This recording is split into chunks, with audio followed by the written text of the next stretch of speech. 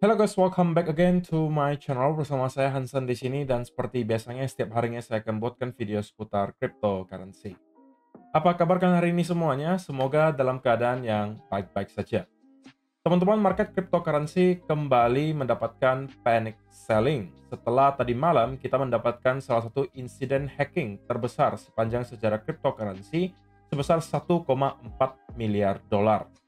Kali ini korbannya adalah centralized exchange bernama Bybit, yang merupakan salah satu exchange terbesar di dunia, dan mereka berhasil dihack oleh para hacker yang katanya berasal dari Korea Utara dan kehilangan sebesar 1,4 miliar dolar dalam bentuk Ethereum. Itu kemudian mendapatkan reaksi yang sangat-sangat masif dari market dan kita melihat sell off kembali terjadi.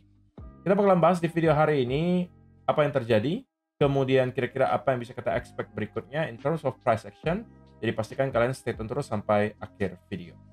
Nah, teman-teman, per hari ini kita melihat kripto global market cap kembali ke angka 3,18 triliun dolar atau turun sekitar 1,64%. Nah, kalau misalnya kita melihat top 10 coin sendiri, keadaannya semuanya merah, penurunannya ranging antara 0, sekian persen hingga kurang lebih 4%. So, itu adalah outlook sementara dari beberapa top coin yang ada. Sekarang kita langsung aja masuk ke beberapa data dan berita terbaru hari ini. Nah, pertama teman-teman, setelah adanya panic selling yang kita lihat beberapa jam terakhir diikuti dengan sebenarnya rally yang terjadi tadi malam, kita lagi-lagi mendapatkan angka likuidasi yang cukup besar. Kali ini 567 juta dolar itu kembali ke liquid. Dan ada 57,25%-nya datang dari arah long. Jadi bisa kita lihat ya dengan sangat jelas bahwa tidak hanya yang long saja yang kena, tapi ada juga 43% itu datang dari arah short. Jadi setelah kemarin kita mendapatkan short squeeze ke kurang lebih area 99 ribuan, kita kemudian dibanting ke 94-an, dan itu juga menghasilkan semacam long squeeze. Sebenarnya kalau kita bicara spesifik seputaran price action, teman-teman, apa yang kita lihat terjadi selama Bitcoin selama 24 jam terakhir, itu sudah sesuai dengan apa yang kita bahas di video kemarin, bahwa saya expect Bitcoin masih akan melanjutkan kenaikan sampai ke 99 atau 100 ribu, sebelum pada akhirnya kita harus melihat bagaimana reaksi market ketika nyampe ke area itu. Karena tentunya area 99 sampai 100 ribu, sampai dengan saat ini masih terbukti menjadi area major resistance. Tapi selengkapnya nanti kita bakalan bahas dari segi price action. Nah, yang menghebohkan tentunya teman-teman adalah hack yang terjadi lagi-lagi di dunia cryptocurrency, dan kali ini angkanya tidak main-main, teman-teman. 1,3 billion dollar atau kita genapkan 1,4 deh karena udah 1,371 ya.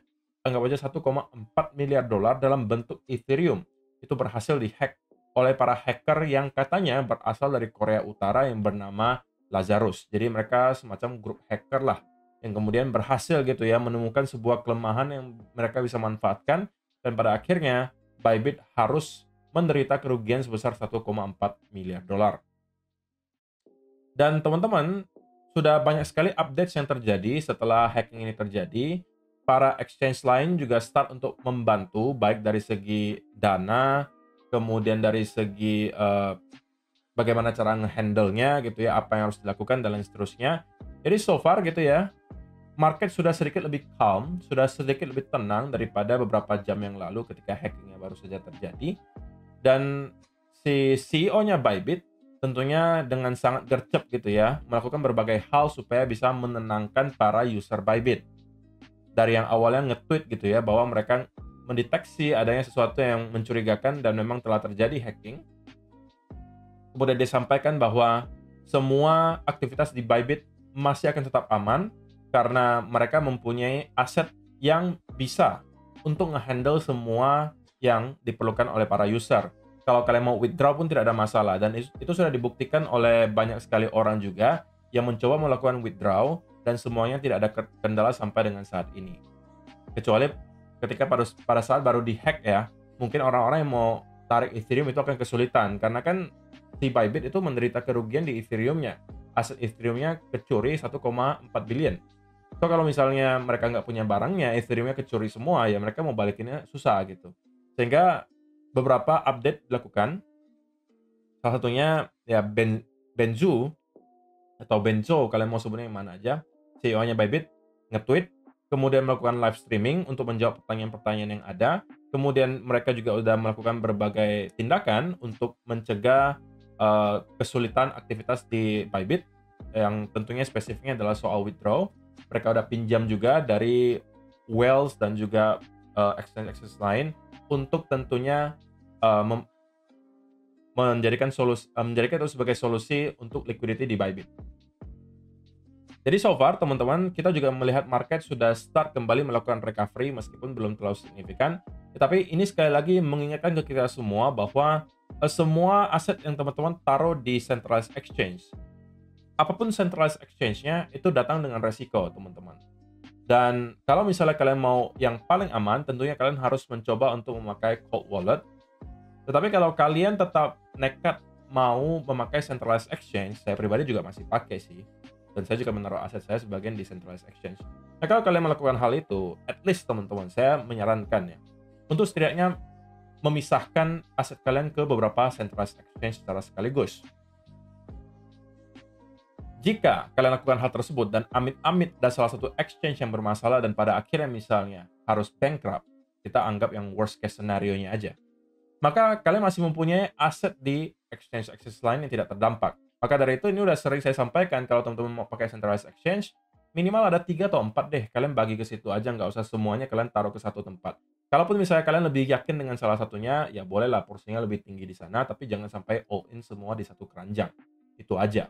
Nah, kalau teman-teman misalnya mau daftar ke centralized exchange lainnya, ya semua linknya sudah ada di kolom description. Kalian mau pilih Bybit, kalian mau pilih MEXC, kalian mau pilih CoinX, semua link pendaftarannya ada di kolom description. Kalian tinggal daftar saja di sana, dan tentunya itu bisa menjadi salah satu solusi kalau teman-teman khawatir misalnya untuk menjadi korban dari salah satu centralized exchange yang bermasalah.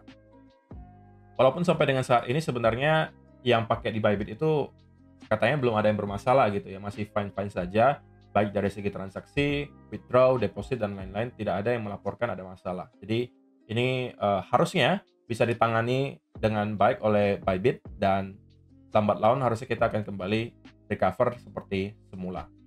Oke? Jadi itulah yang terjadi teman-teman selama beberapa jam terakhir.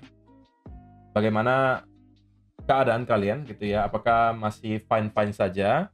Setelah kemarin mungkin banyak orang yang sudah mempunyai harapan yang cukup tinggi ya, melihat Bitcoin kembali ke area 99 ribuan. Tentunya ada harapan bahwa kita bisa break di atas 100 ribu dan kemudian melanjutkan bull market. Setelah sekian lama kita terkonsolidasi dan melalui fase yang cukup membosankan, tetapi pada akhirnya harus kembali digagalkan oleh kasus hacking dari Bybit.